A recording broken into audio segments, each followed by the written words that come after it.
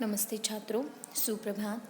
पिछले तासिका के माध्यम से हमने पाठ छठा पाप के 4 हथियार इसका अध्ययन किया है और आज हमें इस तासिका के माध्यम से कविता 7वीं जो पद्य 7वां है इसका अध्ययन करना है। उससे पूर्व लेखक परिचय, उनकी प्रमुख कृतियाँ और पाठ्य परिचय की जानकारी लेंगे। तो देखते हैं कवि परिचय। डॉक्टर मुकेश गौतम जी का जन्म 1 जुलाई 1970 को उत्तर प्रदेश के सहारनपुर में हुआ। आधुनिक कवियों में आपने अपनी विशिष्ट पहचान बनाई है। आपने आधुनिक भावबोध को सहज सीधे रूप में अभिव्यक्ति दी है। वर्तमान मनुष्य की समस्या और प्रकृति के साथ हो रहा क्रूर मजाक आपके काव्य में प्रखरता से उभर कर आते हैं। आप हास्य व्यंग्य के लोकप्रिय मंचीय कवि हैं, फिर भी सामाजिक सरोकार की भावना आपके काव्य का मुख्य स्वर है। आपकी समग्र रचनाओं की भाषा अत्यंत सरल, सहज तथा मन को छू जाती है।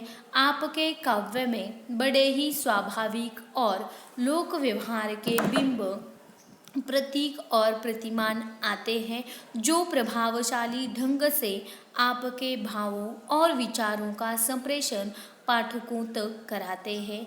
इनकी प्रमुख कृतियों में देखते हैं।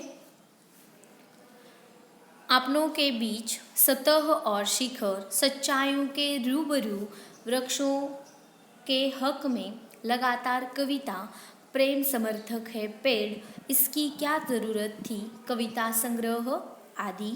विधा परिचय में देखेंगे। प्रस्तुत काव्य नई कविता की अभिव्यक्ति है।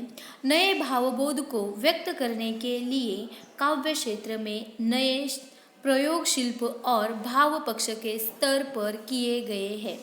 नए शब्द प्रयुक्त हुए, नई प्रतिमान, उपमान और प्रतीकों को तलाशा गया।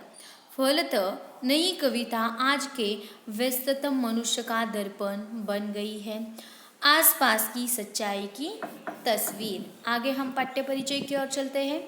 प्रकृति मनुष्य के जीवन का स्पंदन है। फिर से एक बार इस वाक्य को दोहराते हैं। प्रकृति मनुष्य के जीवन का स्पंदन है और पेड़ इस स्पंदन का पोषक तत्व है। पेड़ क्या है? इस स्पंदन का पोषक तत्व है। पेड़ मनुष्य का बहुत बड़ा शिक्षक है। पेड़ और मनुष्य के बीच पुरातन संबंध रहा है। पेड़ ने भारतीय संस्कृति को जीवित रखा है और मनुष्य को संस्कारशील बनाया है। पेड़ मनुष्य का हौसला बढ़ाता है। यह सबसे महत्वपूर्ण वाक्य है। पेड़ जो है वह क्या करता है कि मनुष्य का हौसला बढ़ाता है, और वह किस तरह से बढ़ाता है यह हमें इस कविता के माध्यम से, यानी कि पेड़ होने का अर्थ, यह जो कविता है इसके माध्यम से हमें देखना है। समाज के प्रति दायित्व और प्रतिबद्धता का निर्वाह करना सिखाता है और सच्ची पूजा का अर्थ समझाता है। कवि ने मनुष्य जीवन में पेड़ की विभिन्नार्थी भूमिकाओं को स्पष्ट करते हुए उसके होने की आवश्यकता की ओर संकेत किया है। सब कुछ दूसरों को देकर पेड़ जीवन की सार्थकता को किस तरह से सिद्ध करता है, यही इस कविता के माध्यम से कवि मुकेश गौतम जी ने बताने का प्रयास किया है। तो यहाँ पर हमने कवि का परिचय, उनकी प्रमुख कृतियाँ और उसके साथ साथ पाठ्य परिचय की जानकारी देखी है। उसके आगे हम काव्यवाचन की ओर चलते हैं। आदमी पेड़ नहीं हो सकता डैश डैश। कल अपने कमरे की खिड़की के पास बैठकर जब मैं निहार रहा था एक पेड़ को, तब मैं महसूस कर रहा था पेड़ होने का अर्थ। मैं सोच रहा था आदमी कितना भी बड़ा क्यों न हो जाए, वह एक पेड़ जितना बड़ा नहीं हो सकता। या यूं कहूँ कि आदमी सिर्फ आदमी है, वह पेड़ नहीं हो सकता, वह पेड़ नहीं हो सकता। आगे, हौसला है पेड़। अंकुरित होने से ठूट हो जाने तक, देखो, अंकुरित होने से ठूट हो जाने तक, आंधी तूफान हो या कोई प्रतापी राजा महाराजा, पेड़ किसी के पाँव नहीं पड़ता है। जब तक है उसमें सांस, एक जगह पर खड़े रहकर हालात से लड़ता है।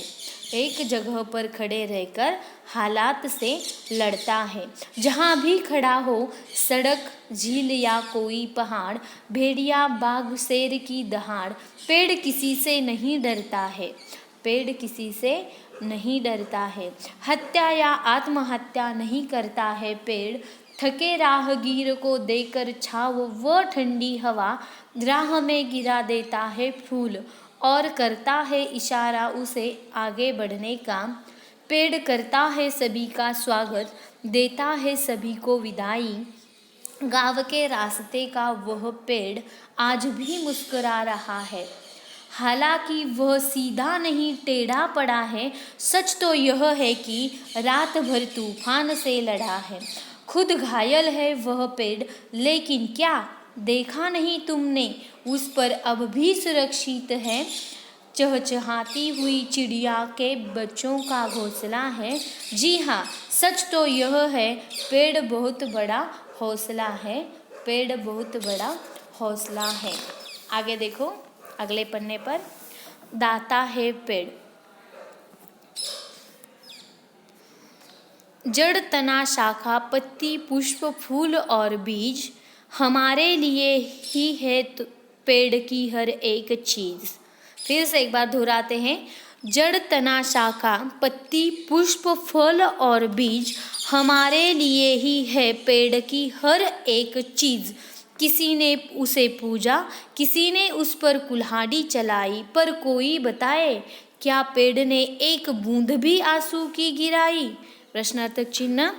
आगे, हमारी सांसों के लिए शुद्ध हवा, बीमारी के लिए दवा, शव यात्रा, शगुन या बारात, सभी के लिए देता है पुष्पों की सौगात। आदिकाल से आज तक, सुबह शाम दिन रात, हमेशा देता आया है मनुष्य का साथ। कवि को मिला कागज कलम स्याही, वैद्य हकीम को दवाई। शासन या प्रशासन, सभी के बैठने के लिए कुर्सी, मेज, आसन। जो हम उपयोग नहीं करें, वृक्ष के पास ऐसी एक भी नहीं है चीज। जी हाँ, सच तो यह है कि पेड़ संत है, दहीची है, पेड़ दाता है।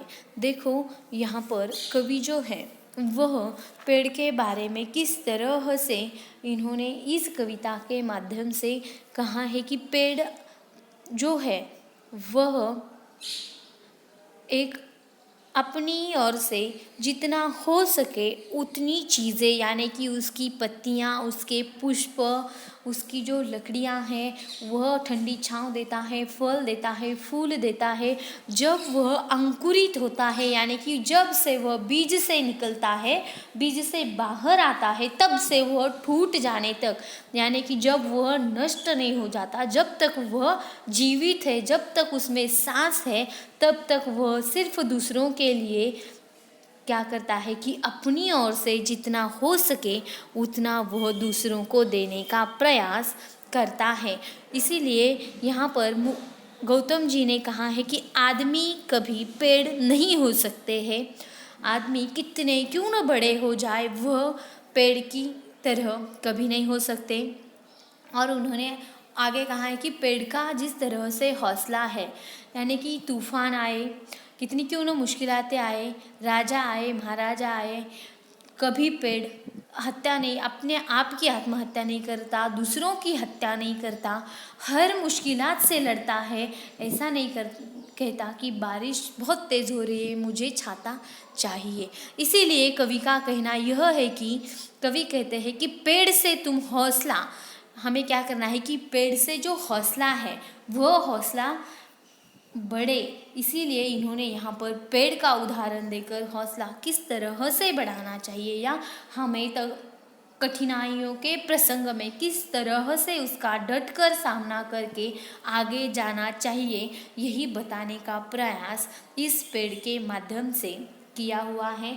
और उन्होंने आगे कहा है कि पेड़ क्या है, दाता है, पेड़ सबको देता है। अभी बताया कि उसके जड़, तना, शाखा, पत्तियाँ, पुष्प, फूल, बीज, यह जो सारी चीज़ें हैं उससे हम कुछ न कुछ बनाते हैं। मरीज़ के लिए दवा, बैठने के लिए जो शासन प्रशासन चलाते हैं उनको बैठने के लिए कुर्सी, आसन, यह जो, और हकीम को दवाई, लेखक को कागज़, कलम, स्याही।